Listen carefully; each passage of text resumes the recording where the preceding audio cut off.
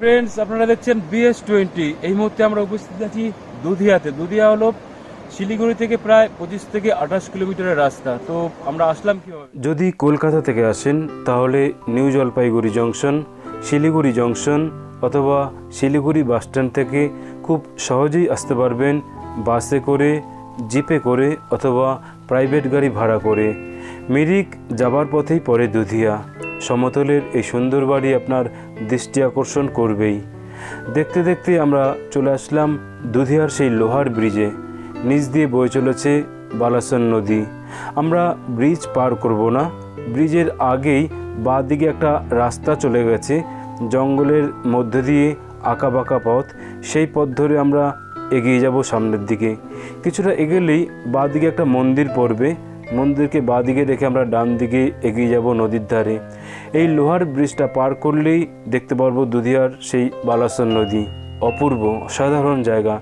সবাই ছবি তুলতে ব্যস্ত বালাসন নদীর ধারে।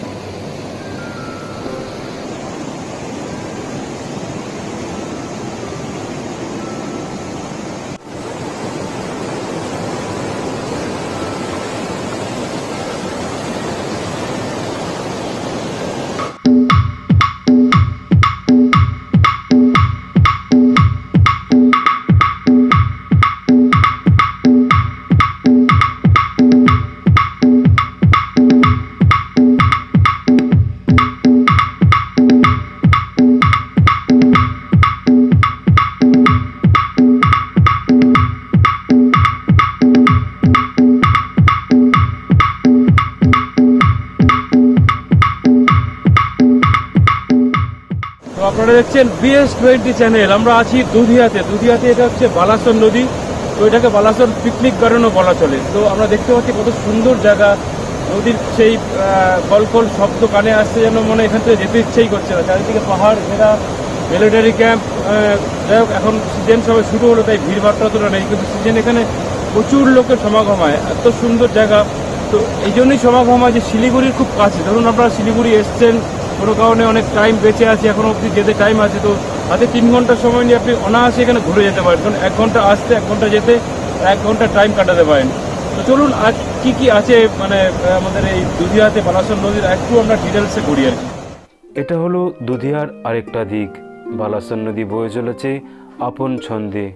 ওদিকটা আমরা দেখলাম লোহার ব্রিজ, আর এদিকটা হলো ঢালাই ব্রিজ।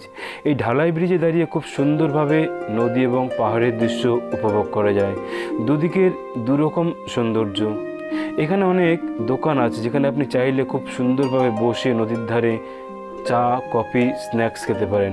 আমরা যদি একটু উপরের দিকে উঠে যাই, আরও সুন্দর একটি দৃশ্য দেখা যায়, চা বাগান এবং পিছনে পাহাড়। এখানে চাইলে নেমে অনেকটা সময় কাটাতে পারবেন, চা বাগানে ঘুরতে পারবেন বা ছবি তুলতে পারবেন। এই দুধিয়াতে আমরা অনেক ভেরিয়েশন লক্ষ্য করতে পারি। এটা হলো দুধিয়ার আরেকটা পয়েন্ট। এটাকে দুধিয়ার ভিউ পয়েন্ট বলে। সিঁড়ি দিয়ে উপরে উঠতে হয়। জায়গাটা খুব সুন্দর এবং নিরিবিলি, চারিদিক গাছ দিয়ে ঘেরা। অনেকটা সময় এখানে বসে খুব সুন্দরভাবে কাটিয়ে দেওয়া যায়। নিচ দিয়ে বয়ে চলেছে বালাসন নদী। দুধিয়ার এই ভিউ পয়েন্ট থেকে পুরো দুধিয়াটাকে খুব সুন্দরভাবে দেখতে পাওয়া যায়। এই যে গাড়িগুলো যাচ্ছে, এগুলো মিরিক থেকে শিলিগুড়ির দিকে যাচ্ছে। তো একটা কথাই বলবো, যারা এখন অবধি দুধিয়াতে আসেননি, শিলিগুড়ি থেকে মাত্র 1 ঘন্টার পথ, প্লিজ একবার দুধিয়া এসে ঘুরে যান, আপনার বারবার আসতে ইচ্ছা করবে।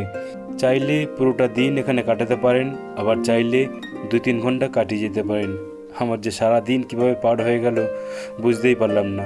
শিলিগুড়ি থেকে মিরিক হয়ে দার্জিলিং গেলে তখনও নামতে পারেন, আবার ফেরার সময় দার্জিলিং থেকে মিরিক হয়ে শিলিগুড়ি আসলে তখনও কিছুটা সময় এখানে কাটাতে পারেন। বিদায় বলে একটা কথাই বলবো, যারা যারা এখনও অবধি দুধিয়াতে আসেননি, প্লিজ একবার এসে ঘুরে যান। এখানে না আসলে এখানকার এই টেস্টটা পাবেন না আপনারা। সন্ধ্যা নেমে আসছে, পাহাড়ের কোলে ওখানে মেঘ দেখতে পাচ্ছি, নদীর কলকল শব্দ শুনতে পাচ্ছি। তো পাশেই অনেক রেস্টুরেন্ট আছে, আপনারা যা ইচ্ছা খেতে পারেন। চা, কফি থেকে শুরু করে ম্যাগি থেকে শুরু করে চাউমিন সব কিছুই পাবেন। তো আজকের মতো বিদায় নিচ্ছি, টাটা বাই বাই, আবার দেখা হবে, থ্যাংক ইউ সো মাচ।